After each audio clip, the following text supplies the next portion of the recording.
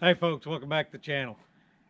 Since we had this lift we used to take down that solar panel system for 2 days, we're going to go ahead and do some tree trimming today. We've got a bunch of trees that I've limbed up, several different times as high as I can reach, and now because of the type of tree they are, the limbs are starting to hang down and hit stuff, so we need to get them limbed up.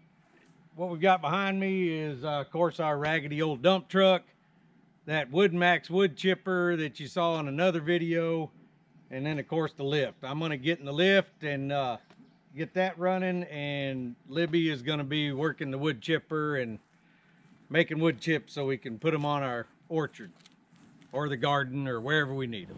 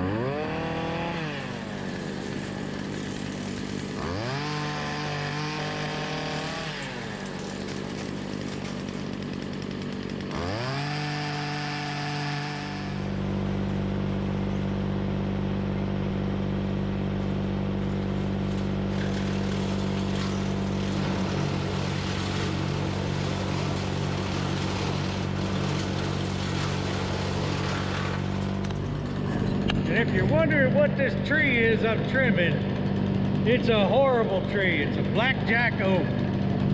And the things get, the limbs die, they droop, they get all twisted and hung up together. And I have never cut one of these things down that wasn't rotten in the middle. And you get a windstorm through here and the whole side will break off the tree. They tear stuff up and they're horrible trees. And we got a lot of them.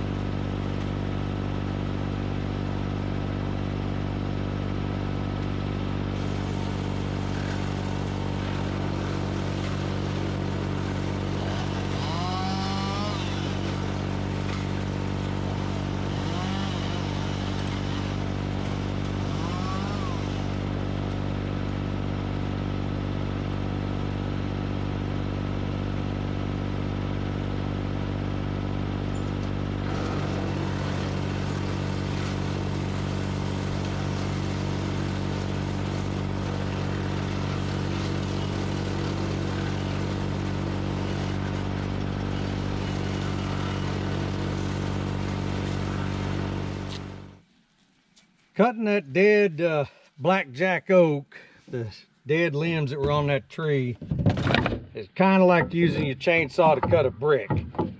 So I need to dress up the chain. I'll just use a file. What I normally do is I'll use a file on the chain couple, 3 times out working like this, and then after I have screwed it up and gotten it off angle, because you can't do it by hand perfectly, I'll take a either a Granberg 12-volt sharpener if I'm out and about and need to square one up, especially if I hit a rock. But it's a 12-volt sharpener. What is it? The Granberg GX1012 precision guided chain sharpener, and it actually works pretty good. And if I've got a whole mess up, like this bag's full of chains that need to be sharpened right now, I'll sit down. I've got a big more commercial style chain sharpener. The other thing that actually works pretty well, I was kind of surprised, is this Timberline carbide cutter to square stuff up. But what I found is if you hit rocks, as you're prone to do cutting brush around here, you'll chip the carbide teeth off. So, and it looks like I might need to do something besides the file to this one.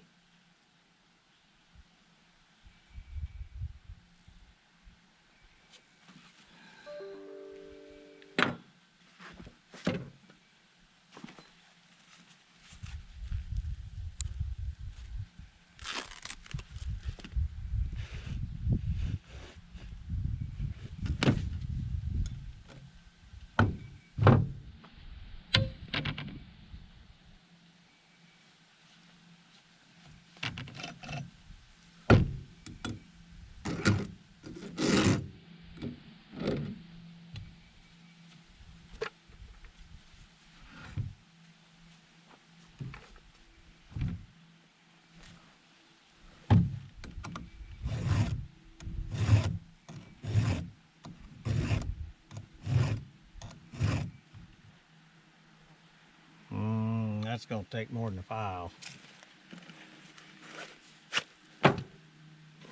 Let's see if I got another chain in here.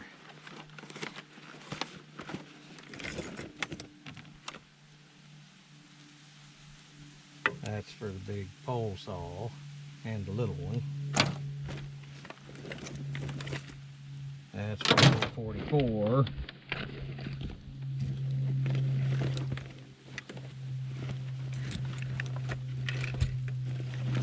Yep, looks like all the chains for that saw are dull.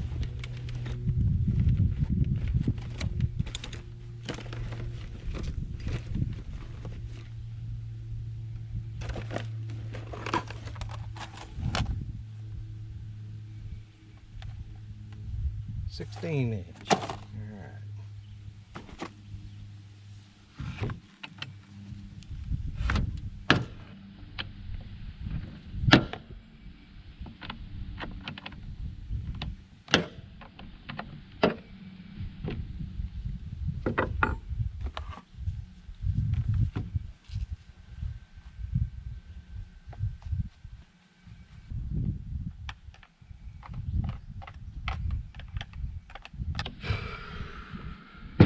Now the other thing I do is,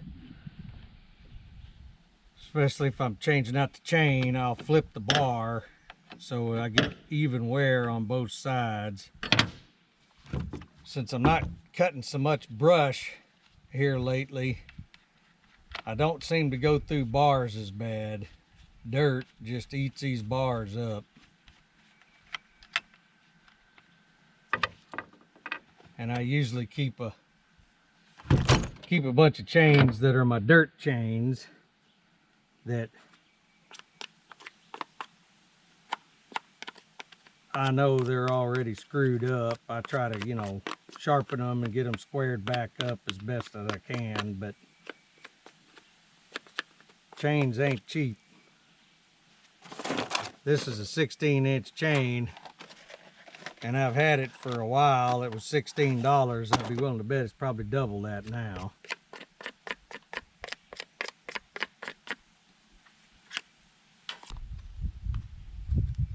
And Any of you that are familiar with chainsaws have probably taken note of the fact that I only have one MS series saw. I have not been impressed. They don't seem to run worth a crap. You can't adjust the carburetor.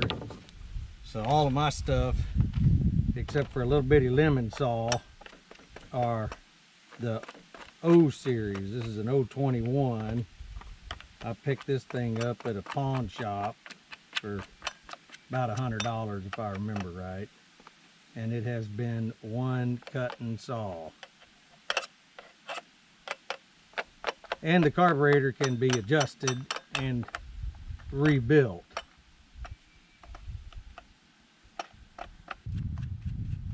And usually what I do, if I'm using the saws a lot, every once in a while, depending on, you know, how dirty everything's getting, I'll go through them, pull all the covers off, blow everything out, keep the coolant fins clear of sawdust and stuff, and the fan and the fan blades and everything just seems to make them last a little better.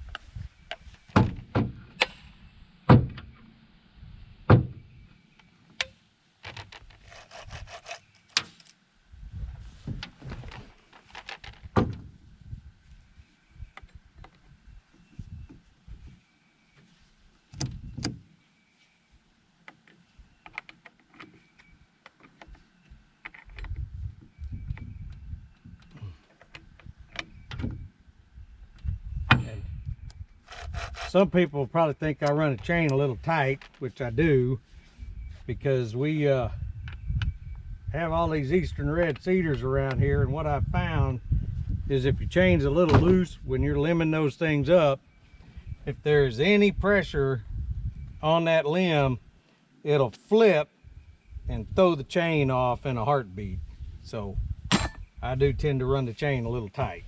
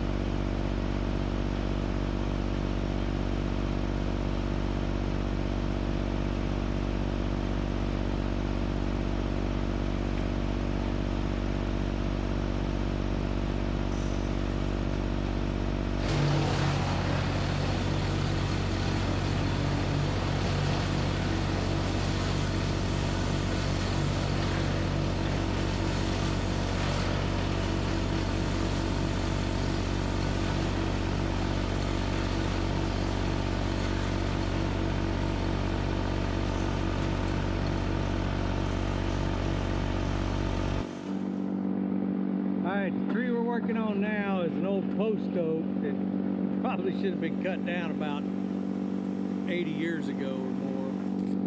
But what we're going to do is just same thing, limb it up and try to keep the limbs from dropping down into where we go with the tractor and the bush hog and that kind of stuff.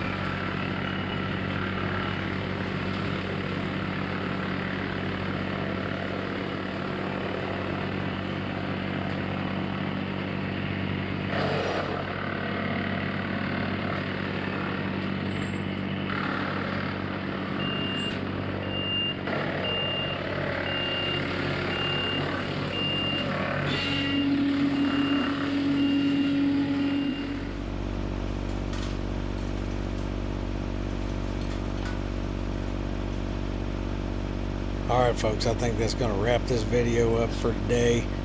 Thank you for watching, and y'all have a good day.